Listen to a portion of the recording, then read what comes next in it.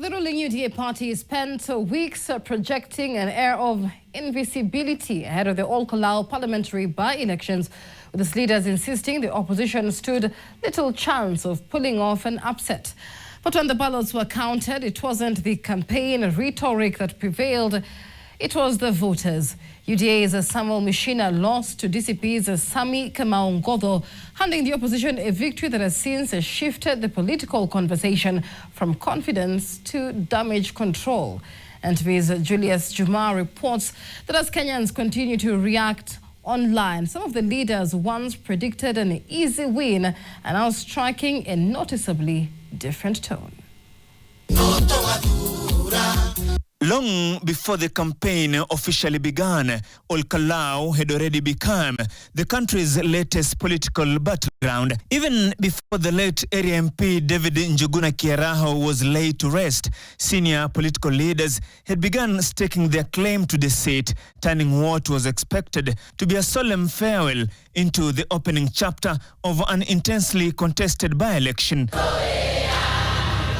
Among those who left little doubt about the outcome they expected was Deputy President Kithure Kindiki. Ngojeni iko by-election inakuja Kalou Nyandarua. Tutakutana na huyo mwanaume hapo Nyandarua. Kindiki's message was clear. The ruling party was ready for the contest and equally confident that it would emerge victorious, raising the political temperature even further. Tamrosha mbaya sana. Baya.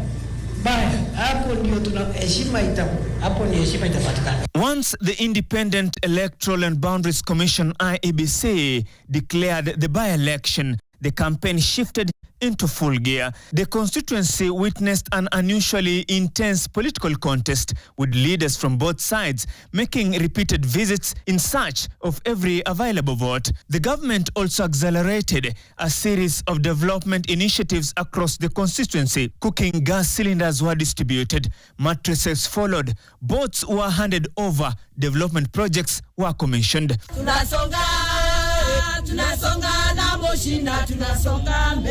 For residents, it was difficult to ignore the sudden pace of government activity.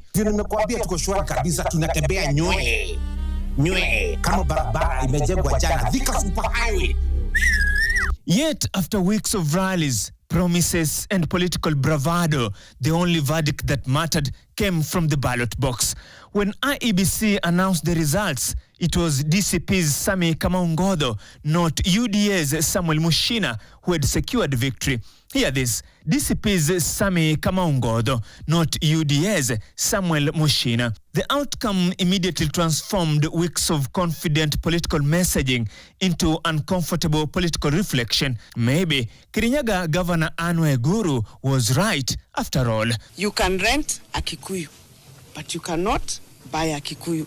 Bottom line, they will still vote for their own people. They know what is good for the region and they will stand with the region.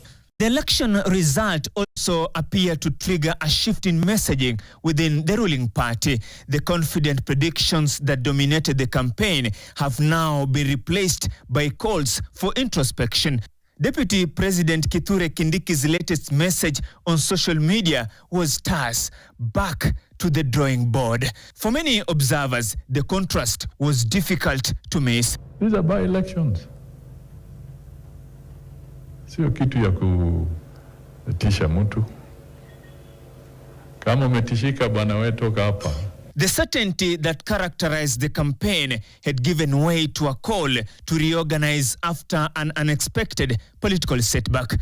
The move by UDA leaders to downplay the significance of the outcome, insisting that a by-election should not be interpreted as a broader political verdict, has done little to slow the reaction online. Kenyans on social media have revisited campaign speeches, compared them with the outcome, and in typical Kenyan fashion, turned the entire episode into a flood of memes, satire, and political humor. Wacha kunipea uchekezi bwana. Mimi sio mtu ya kucheka ovyo ovyo. Mimi ni mtu ya As the political dust begins to settle in Ol Kalou, one reality stands out. Campaigns may be driven by confidence. They may be reinforced by promises, projects, and powerful speeches. But elections are ultimately decided by voters. And in Ol Kalou, the voters delivered a verdict very different from the one many had predicted. Tulieni, dawa ingie taratibu, mkijitingisha sindano itavunjika. And as our team leaves Ol Kalou, where some of us were attacked and injured as the government watched, or maybe as it cheered on, the by-election serves as another reminder that in politics, confidence may shape the campaign, but only the ballot determines the outcome. Julius Juma, NTV.